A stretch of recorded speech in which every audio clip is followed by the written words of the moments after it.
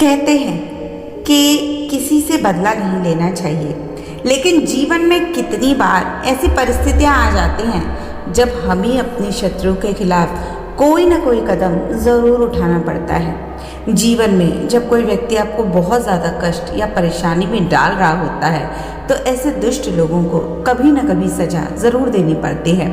लेकिन उनको सज़ा किस तरह से दी जाए, सबसे पहले आज हम इस कहानी में उस चीज़ के बारे में बात करेंगे जिसको आपने जान लिया, जिस भेद को आपने जान लिया तो आप अपने शत्रु का समूल नाश कर सकते हैं। तो ये कहानी है एक ऋषि की। बहुत समय पहले की बात है कि एक ऋषि एक मंदिर में, जो कि भगवान शिव का था, वहाँ पर रहते थे।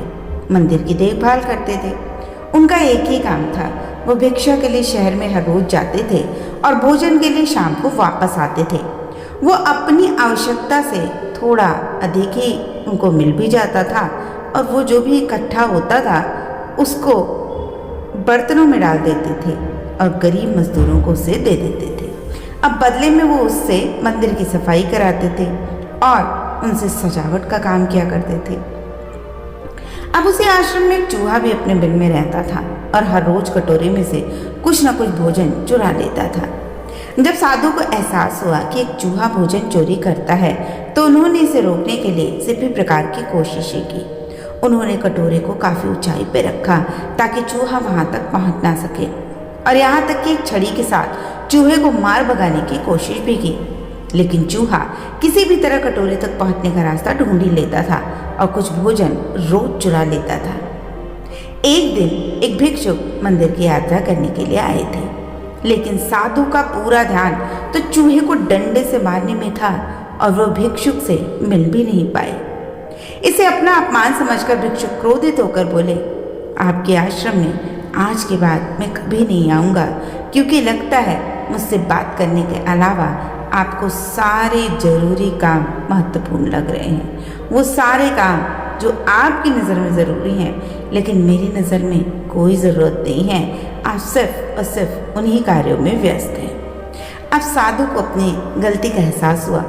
उसने विनम्रतापूर्वक चूहे से जुड़ी अपनी परेशानियों के बारे में भिक्षुक को बताया कि कैसा चूहा उनके पास से भोजन किसी न किसी तरह से चुरा ही लेता है।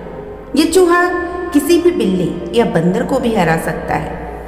अगर बात सिर्फ कटोरे तक पहुंचने की हो तो कोई बात नहीं, लेकिन उन्होंने बताया कि हर कोशिशों के बाद भी वो चूहा किसी न किसी प्रकार से रोटी को बर्तन से चुरा ही लेता है।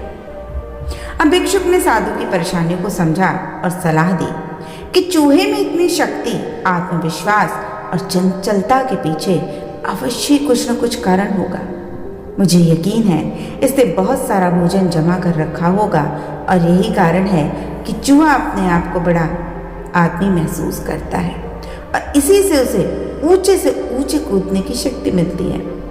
चूहा जानता है कि इसके पास कुछ खोने के लिए नहीं है, इसीलिए वो किसी भी चीज़ से, किसी भी परिस्थिति से नहीं डरता है। इस प्रकार साधु और भिक्षुक इस निष्कर्ष के पहुँचते हैं कि अगर वो चूहे के बिल तक पहुँचने में सफल होते हैं तो वो चूहे के भोजन के भंडार तक पहुँचने में सक्षम हो जाएंगे। उन्होंने फैसला किया कि अगली सुबह वो चूहे का पीछा करेंगे और उसके बिल तक पहुँच जाएंगे। अगली सुबह वो चूहे का पीछा करते हैं और उसके बिल के प्रवेश द्वार तक पहुँच जाते हैं और जब वो खुदाई शुरू करते हैं तो देखते हैं कि चूहे ने अनाज का एक विशाल भंडार बना रखा है।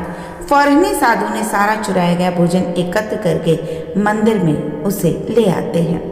वापस आने पर अपना सारा अनाज गायब देखकर चूहा बड़ा दुखी हुआ और उसे इस बात से गहरा झटका लगा और उसने अपना आत्मविश्वास खो दिया। अब चूहे के पास भोजन का भंडार नहीं था। फिर उसने फैसला लिया कि वो रात को कटोरे से भोजन चुराएगा, लेकिन जब उसने कटोरे तक पहुंचने की ताकत जुटाई वो नीचे धड़ाम से गिर गया। उसे ये एहसास हुआ कि अब उसके पास न शक्ति है न आत्मविश्वास और बस उसी समय साधु ने छड़ी से उस पर हमला किया और किसी तरह चूहे ने अपनी जान बचाई और भागने में कामयाब रहा और फैसला किया कि वह जीवन में कभी मंदिर की ओर वापस नहीं आएगा।